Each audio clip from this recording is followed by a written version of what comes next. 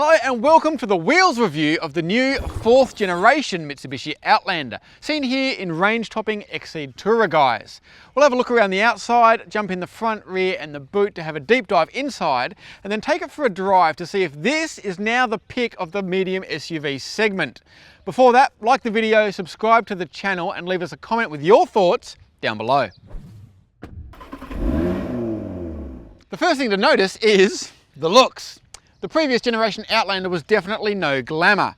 With its short wheelbase, small wheels and massive overhangs, it always made me think of like a hippo or some animal with a massive body and tiny wheels.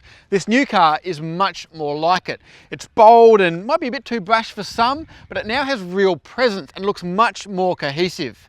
There are two key points to this. The first is that while overall length has increased by 15mm, the wheelbase has been extended by 36mm, so the overhangs are shorter. The second is that while it's 38mm taller, it's 51mm wider, so it has a squatter, tougher stance. And mid and top spec variants now come with 20-inch wheels that fill the guards much better. The body shell is now stronger, with a 33% increase in torsional rigidity according to Mitsubishi. There's an aluminium bonnet and plastic front guards to reduce weight, but this fully loaded Exceed Tourer weighs 1,760 kilograms, 185 kilograms more than the base model, with all the other variants somewhere in between. The Tourer will set you back $49,990 before on-road costs, so 54 grand on road, and the only difference between this and the regular Tourer is two-tone paintwork, either white with a black roof or black with a bronze roof. All the other stuff is in here. The two-tone treatment continues in here with the Tourer-specific black and tan interior, as well as massage front seats, but that's on top of all the other stuff from lesser variants, like the triple-zone climate control, 10-speaker Bose stereo, panoramic sunroof, heated leather seats front and rear, keyless entry and start, auto headlights and wipers, and a head-up display. This cabin is really nice. The quality in particular is impressive. These dials have nice defined clicks, there are super soft leather surfaces everywhere, diamond pattern contrast stitching, and this horizontal design language is simple but also classy. Compared to what came before, well, there really is no comparison. There's a USB-C and a USB-A port up here in the front with Android Auto and Apple CarPlay, as well as wireless CarPlay and wireless charging. While we're down here, a lot of manufacturers try and reinvent the gear selector with very mixed results, but I actually like the Outlander's mouse-like solution. It's different, but quick and simple to use. I've got another screen in front of me here in the form of the digital instruments, and like the infotainment screen, it's large, clear and easy to navigate. Though personally, I find Mitsubishi's font choices leave a bit to be desired. I have to show you this alternate screen though, as it's got one of the weirdest dial setups I've ever come across. The way the two dials move independently just does my head in. Another bugbear. This silver material might look quite fancy, but boy does it reflect in bright sunlight. Remember your sunnies if you're driving on a sunny day. Now we're in arguably the most important area of the Outlander, the second row where the kids are going to sit.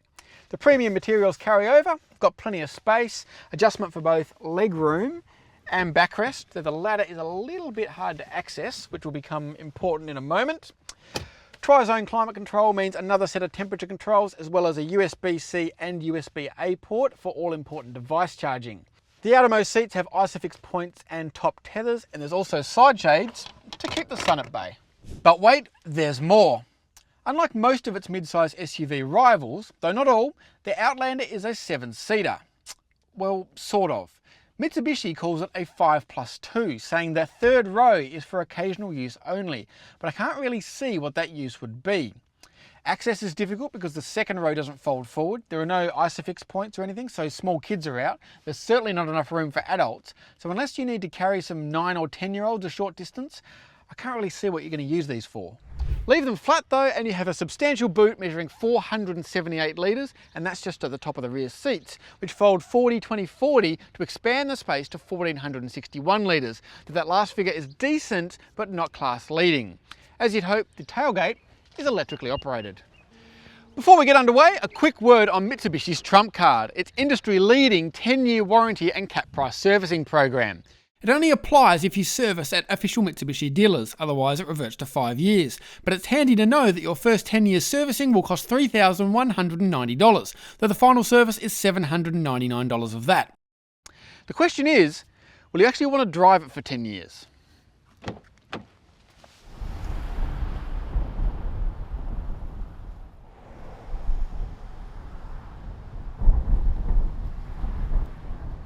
Let's start with a quick word on the specs. The engine is now 2.5 litre, naturally aspirated 4-cylinder, no turbos here, producing 135 kilowatts and 245 newton meters. Mitsubishi claims it drinks 8.1 litres per 100k on the combined cycle, and over 600k's we've more or less matched that. It's a little bit over at 8.4. It's attached to a continuously variable transmission, so no gears, all-wheel drive, 7-seat Outlander score larger brakes, and the 20-inch wheels are wrapped in Bridgestone tyres. In general, it all comes together pretty well, with a couple of exceptions. The driving position is comfortable and widely adjustable, and this is an easy car to drive. The turning circle is commendably tight, it's nice and quiet, and the steering is well weighted. In fact, its weighting and this perforated leather wheel make it feel quite Audi-ish. There are 6 drive modes to choose from, selected via this rotary dial down here: Eco, Normal, Tarmac, Gravel, Snow and Mud, as well as a button for hill descent control. That suggests a level of off-road competence, but I'm pretty sure that 99.9% of Outlanders will never venture beyond a smooth gravel road. That said, its raised ride height will come in handy if you happen to come across a flooded fjord, which I just have handily. There we go. In isolation, the Outlander's powertrain is not too bad. Keeps up with traffic okay, CVT's smooth enough, but should you floor it, you don't really get a meaningful increase in the rate of acceleration. Now that's one thing with just me in the car, but load this thing up with a family and luggage and you might wish for a bit of extra grunt. Now that's something that the forthcoming plug-in hybrid version with its electric torque should fix, albeit at a significant cost. However, a lot of its rivals do offer a turbo option, and a little bit of extra boost would liven this thing up. Selecting tarmac mode does sharpen the throttle response slightly, but it also allows the CVT gearbox to mimic a regular 8-speed automatic, which it does so pretty successfully, I might add.